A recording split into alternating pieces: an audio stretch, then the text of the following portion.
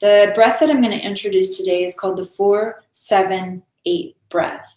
And it is one that I encourage you to practice after you've become a little bit more familiar with the other two techniques that I've demonstrated. So the 4-7-8 breath is going to help keep us in the body and give the mind something to do with the counting. And it is simply inhaling to a count of 4, inhaling through the nose, letting that belly get really big, rise the length of the torso. And then when you get to the top of the inhale, when you get to 4, you're going to hold the breath. So no air coming in or out, just hold the breath for a count of 7. And then after your count of 7, you're going to exhale, really push that breath out, slow and steady for a count of 8. Good. So the inhale will be a count of 4. Hold the breath for a count of 7. And then exhale, push that breath out for a count of 8. As always, you're going to hear me say this a million times. It doesn't matter if you get it perfect. Okay, if you're inhaling and you only get to 3, and you're holding for 7, and you only get to 5, and you exhale and you get to 7, it's okay. It's about learning to connect to the breath.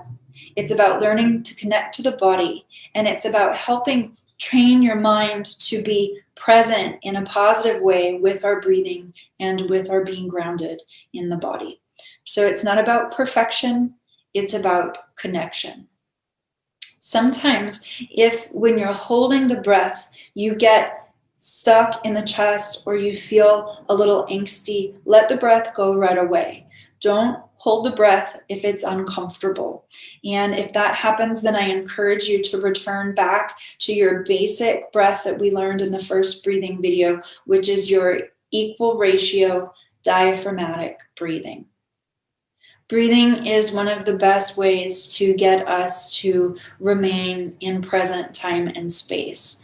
The mind has this really annoying knack of moving to the past and moving to the future and getting stuck in thinking and worrying and over processing to the point that sometimes we completely disconnect to our body. We completely disconnect to the moment, to the point where we disconnect to reality as it is occurring right here and right now.